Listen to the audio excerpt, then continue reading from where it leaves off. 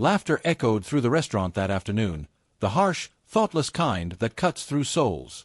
Golden sunlight streamed through expansive windows, casting brilliant reflections across crystal glasses and pristine silverware. Yet for one solitary figure tucked away at a corner table, the atmosphere felt heavier than midnight. Marcus Hale was his name, a custodian whose existence had narrowed to relentless hours of cleaning behind others. His palms displayed the evidence of manual toil, his attire remained modest, and his gaze held the weariness of decades spent in obscurity. He remained unaware that a vicious scheme had been orchestrated, one destined to challenge his self-respect and shatter the barriers protecting his silent anguish.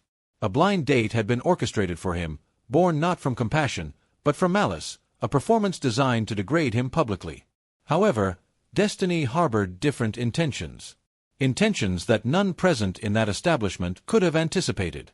If you hold faith that compassion, dignity, and fresh opportunities represent what our world desperately requires, please take this moment to like this video, share it with others, subscribe to Untold Stories 0.4, and leave a comment demonstrating that humanity's heart still beats.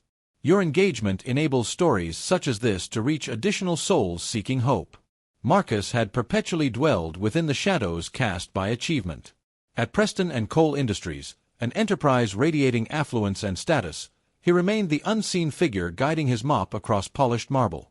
Each dawn, before executives entered their gleaming offices, Marcus had already arrived, cleaning windows, sanitizing facilities, and clearing wastebaskets brimming with abandoned coffee containers. He embodied the type of individual who rarely captured genuine attention.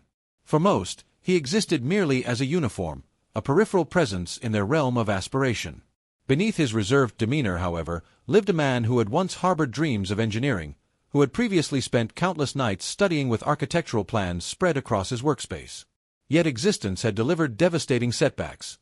His father's unexpected passing, expenses beyond his means, and the overwhelming necessity to accept whatever employment provided sustenance.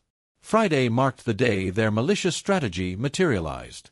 A cluster of junior executives, emboldened by pride and alcohol during their midday break, chose to execute a prank.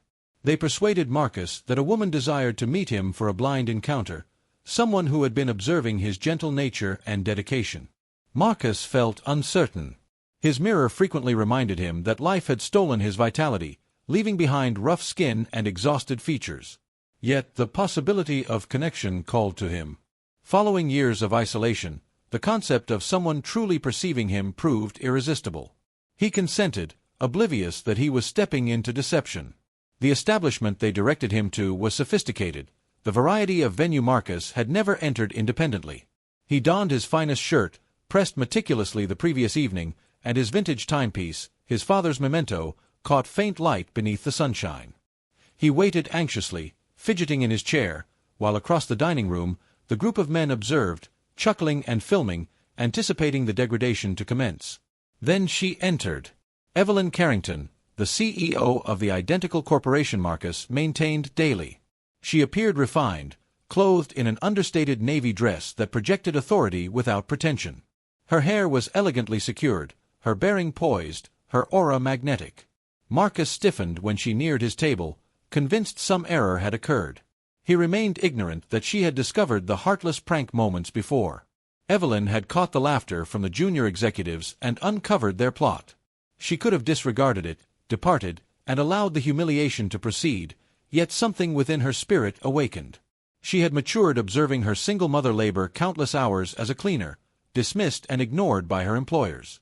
She recalled the silent courage required to endure poverty and adversity. Now, gazing at Marcus, she recognized not a custodian, but a mirror of that identical quiet determination. The dining room fell silent as Evelyn settled across from Marcus. The men in the corner stiffened, their arrogant smiles wavering as the CEO positioned herself at what was intended as the climax of their vicious jest. Marcus, confused, stuttered, questioning whether she had genuinely come for him.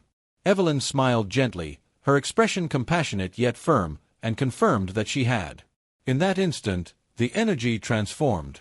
The laughter ceased, replaced by an uncomfortable tension that saturated the atmosphere. As moments elapsed, Evelyn began discussing not commerce, not fortune, but honor, respect, and hidden value.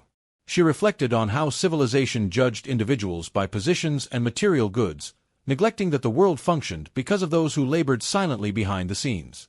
She shared how her own mother had been regarded as invisible and how she had promised never to permit another soul to experience such treatment in her company. She informed Marcus that she respected his fortitude, his modesty, and his bravery to appear despite facing cruelty. Each phrase resonated deeply, not only within Marcus' soul, but within the souls of those assembled to observe. Moisture gathered in Marcus' eyes as he absorbed her words. For years, he had carried the burden of being overlooked, the pain of whispered ridicule, and the hollowness of evenings spent in solitude. To hear someone with authority not merely recognize his presence, but validate his significance proved overwhelming. Surrounding them, stillness prevailed. The junior managers who had devised the prank bowed their heads, embarrassed, understanding that their joke had transformed into a reflection, revealing their own heartlessness.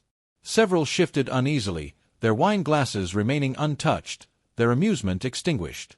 When the meal concluded, every person in the restaurant had been affected. Marcus departed with more than just a recollection of kindness. He left with his dignity rebuilt, with the understanding that he transcended the uniform he wore.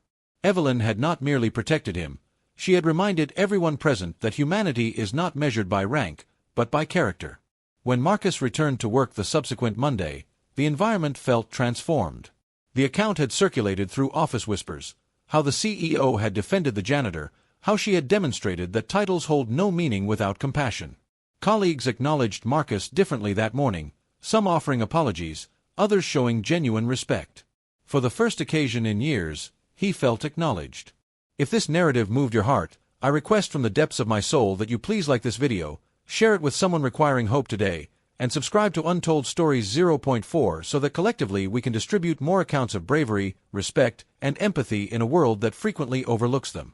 Before this story reaches its conclusion, I wish to make a particular appeal. Leave a comment below regarding a moment when someone's generosity restored your belief in humanity. Your message might provide the inspiration another viewer desperately requires. Marcus never dismissed that afternoon. Neither did Evelyn. It served as evidence that even within a world capable of cruelty, instances of compassion possess the strength to transform existence. The prank intended to shame him instead became the pivotal moment of his life and the profound teaching for everyone who observed it. Thus the tale of a janitor and a CEO endured not as a heartless joke, but as an eternal reminder that an individual's value is never established by their position, but by the power of their spirit and the grace of those who choose to recognize it.